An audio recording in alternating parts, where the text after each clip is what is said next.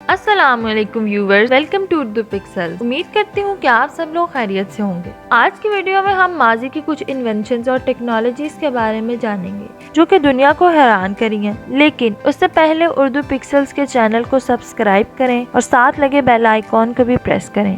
Number 1, vending machine. ये जो आप देख रहे हैं ये दुनिया की पहली वेंडिंग मशीन समझी जाती है। ये एक सिंपल मशीन है जिसमें आपको सिर्फ एक सिक्का डालना होगा और इससे पानी बाहर आएगा। ये मशीन सबसे पहले एक मैथमेटिशियन और इंजीनियर अलेक्जेंडर के दौर में 1st सेंचुरी एडी के दौरान इन्वेंट की गई। आजकल ये मशीन हर जगह है, लेकिन सुनकर हैरानी होती है कि ये बहुत पहले इन्वेंट हो चुकी है। नंबर 2, जूज क्रॉसबो। तकरीबन 2000 साल पहले एक पावरफुल वेपन चीन में बनाया गया। इसकी ताकत को क्लाशनिकोव राइफल के साथ भी कंपेयर किया जा सकता है। ये शायद तारीख का पहला रैपिड फायर वेपन था। तब की बात है जब लोग जदीद गोलियों और इस तरह की जदीद इन्वेंशन से दूर थे। चीन ने ये जूज क्रॉसबो बनाया जो कि एक वक्त में 7 से 10 बुलेट्स को 20 सेकंड के वक्त में फायर कर सकता है। जूज क्रॉसबो को 19th सेंचुरी की लड़ाइयों में भी इस्तेमाल किया गया। ये Chinese crossbow Winchester model 1873 lever action rifle की स्पीड से बोल्ट्स को शूट करता है, जो कि बहुत हैरानकुन है।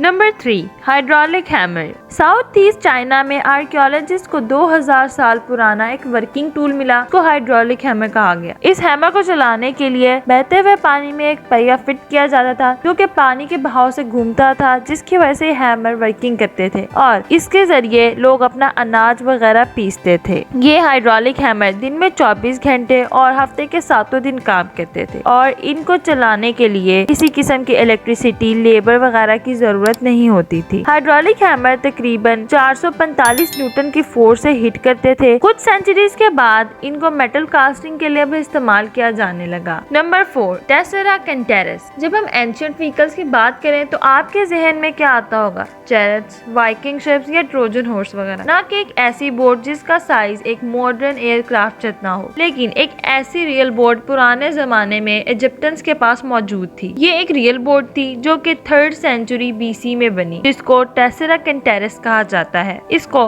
फेरो पटोलेमी IV फेलोपेटर के दौर में बनाया गया। ये बोट इतनी बड़ी थी कि कुछ साइंसदानों को इसकी मौजूदगी पर शक भी है। टेस्ला कैंटेरस 130 मीटर लंबा और 20 मीटर चौड़ा और 25 मीटर ऊंचा शिप था, जो कि सिर्फ लकड़ी से बना हुआ था। टेस्ला कैंटेरस दुनिया की तारीख में सबसे बड़ा लकड़ी से बना हुआ जहाज है। इसको देखकर ऐसा लगता है कि 2 लंबी कश्तियों को आपस में किसी चीज से जोड़ा गया हो। टेस्ला कैंटेरस सिर्फ रोवर्स की ताकत पर मुनहसर होता है। इसमें 4000 मौजूद होते थे और इसमें 400 सेलर्स होते थे और 2850 सोल्जर्स भी बोट में मौजूद होते थे। Number 5, copy of army knife. एक 18 साल पुरानी स्विस आर्मी नाइफ की कॉपी दरियाफ्त हुई जो कि स्विट्जरलैंड की नहीं थी। इसको दरअसल रोमन क्राफ्टमैन ने बनाया था। इसमें एक चम्मच, कांटा और छुरी यानी कि हर वो चीज मौजूद थी जो कि पुराने जमाने के एक मुसाफिर को चाहिए हो। नंबर 6, विट्रम फ्लेक्साइल। विट्रम फ्लेक्साइल एक रोमन ग्लास है जो कि फ्लेक्सिबल है। विट्रम फ्लेक्साइल को रोमन एम्पायर में टिबरस सीजर के दौर में बनाया गया। इसको पेट्रोनियस ने 63 AD में इन्वेंट किया। पेट्रोनियस ने सीजर को एक ग्लास वेसल दी और जब उसने उस वेसल को अच्छे से देख लिया तो पेट्रोनियस ने इस वेसल को उससे वापस ले लिया और जमीन पर फेंक दिया। बजाय कि ये ग्लास वेसल टूट जाती, इस पर सिर्फ डेंट पड़े और फिर इसने इसको दोबारा उठाया और इसको मरोड़ कर इसकी असली हालत में ले आया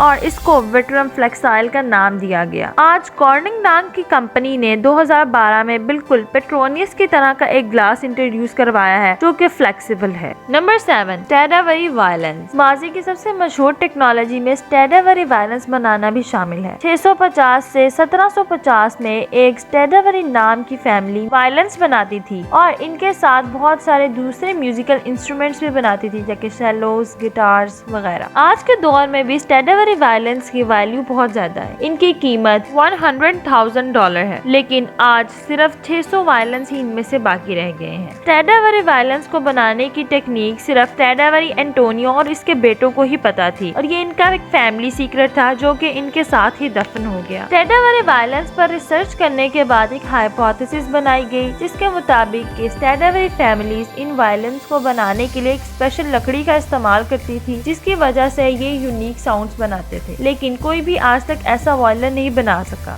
number 8 Nimrud lens. Nimrud lens तकरीबन 3000 साल पुराना है, जो कि सर जोन्स लेयर को 1850 में एक निम्राद अराक नामी महल में मिला। ये लेंस 710 से 750 बीसी में बनाया गया। ऐसा हो सकता है कि पुराने एस्ट्रोनॉमर्स आसमान को देखने के लिए लेंस का इस्तेमाल करते होंगे, लेकिन कहा जाता है कि पुराने जमाने में लोग सैटर्न को अपना खुदा मानते थे और इस लेंस से वो इसको देख सकते थे। इस लेंस की शेप ओवल है। ये लेंस इस बात का भी सबूत है कि गैलीलियो वो पहला शख्स नहीं था जिसने टेलीस्कोप बनाया। नंबर 9 आर्किमिडीज हीट रे वेपन। हीट रे वेपन जंग के दौरान इस्तेमाल होने वाला हथियार है जो कि ग्रीक मैथमेटिशियन आर्किमिडीज ने बनाया। ये ब्रॉन्ज से बना हुआ है जो कि सूरज की किरणों को रिफ्लेक्ट करता है। इस हथियार को इस्तेमाल करके हम पूरी पर्शियन फ्लीट को एक बार में खत्म कर सकते हैं। अब 2005 में MIT स्टूडेंट्स इसको दोबारा बनाने में कामयाब हो गए हैं। नंबर 10